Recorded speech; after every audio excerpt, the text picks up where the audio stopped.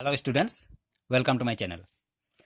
आज हम सॉल्व करते हैं क्लास 10 का एक्सरसाइज 1.4 क्वेश्चन नंबर 1।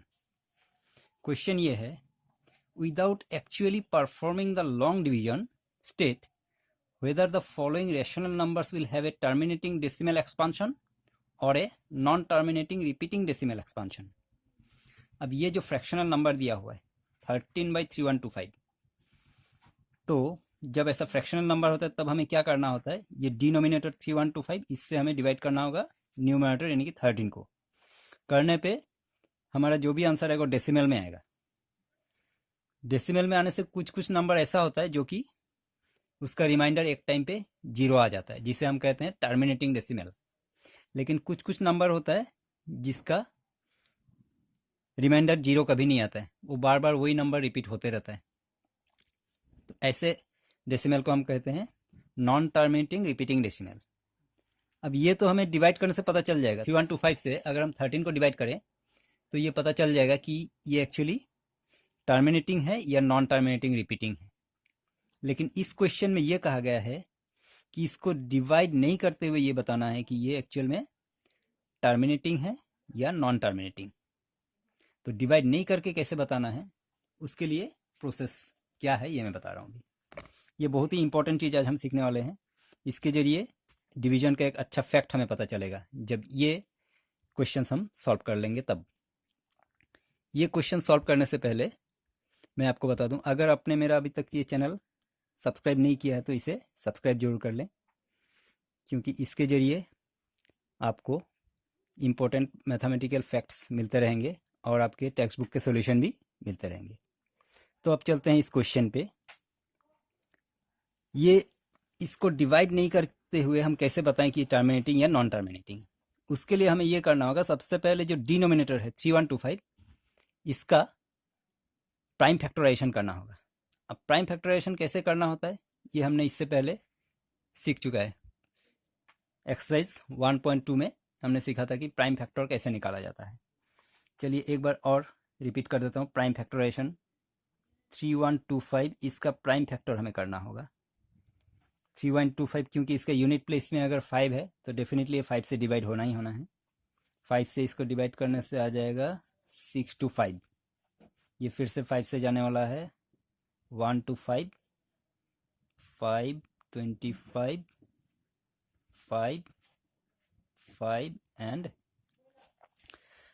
तो अब हमें ये दिख रहा है कि इसका जो प्राइम फैक्टर है उसमें सारा का सारा 5 ही आया, यानी कि ये कुछ इस तरह से होगा 5 पावर 5, क्योंकि इसमें 5 5 निकले।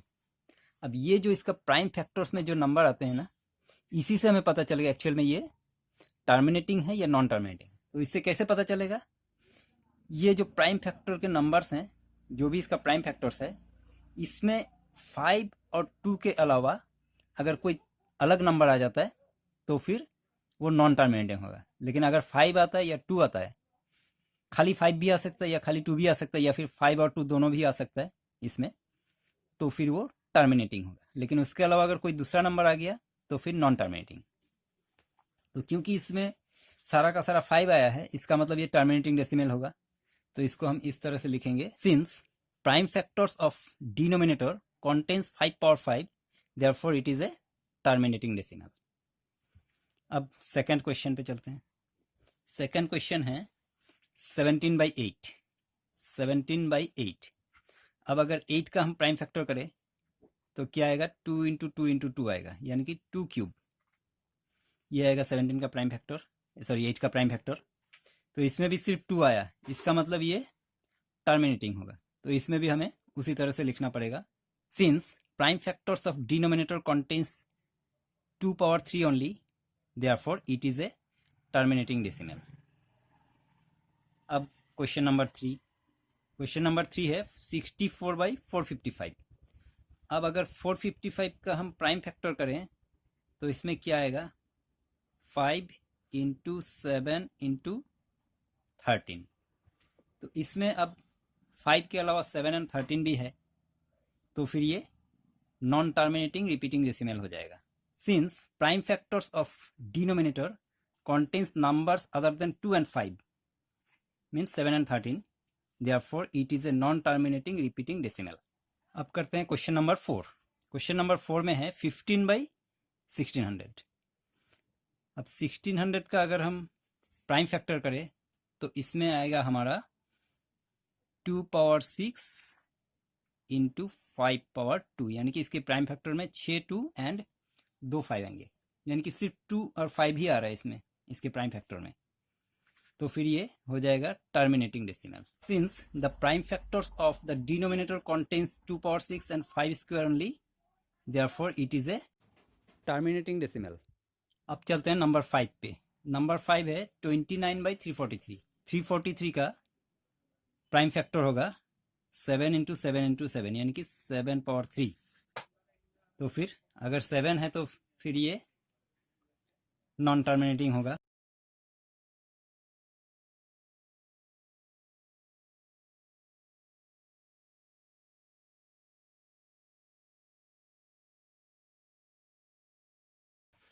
Since the prime factors of denominator contains numbers other than 2 and 5, therefore it is a non-terminating decimal. अब चलते हैं क्वेश्चन नंबर 6. क्वेश्चन नंबर 6 है 23/2 cube and 5 square. 2 cube and 5 square कहने का ये मतलब है कि इसका प्राइम फैक्टर ऑलरेडी सॉल्व किया हुआ है. इसका प्राइम फैक्टर में 3 2 एंड 2 5 आया है. अगर ऐसा आया है इसका मतलब इसका प्राइम फैक्टर में 2 और 5 के अलावा और कोई नंबर नहीं है. तो फिर ये हो जाएगा टर्मिनेटिंग डेसिमल.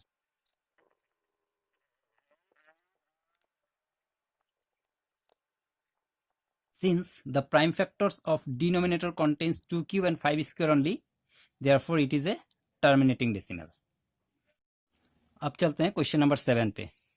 इसमें है 129/2 स्क्वायर 5 पावर 7 एंड 7 पावर 5. तो इसका भी प्राइम फैक्टर किया हुआ है जिसमें 2 2 7 5 एंड 5 7 निकला हुआ है. इसका मतलब इसमें 2 एंड 5 के अलावा 7 भी है. तो फिर ये नॉन टर्मिनेटिंग होगा. Since the prime factors of denominator contains numbers other than 2 and 5, therefore it is a non-terminating decimal. अब क्वेश्चन नंबर 8 में है 6/15. 15 का प्राइम फैक्टर होगा 3 इंटू 5. तो इसमें भी 5 के अलावा 3 है, मतलब ये हो जाएगा non terminating. Since the prime factors of denominator contains numbers other than 2 and 5, यानी कि 3 है इसमें, therefore it is a non-terminating decimal. Question number 9 है 35/50.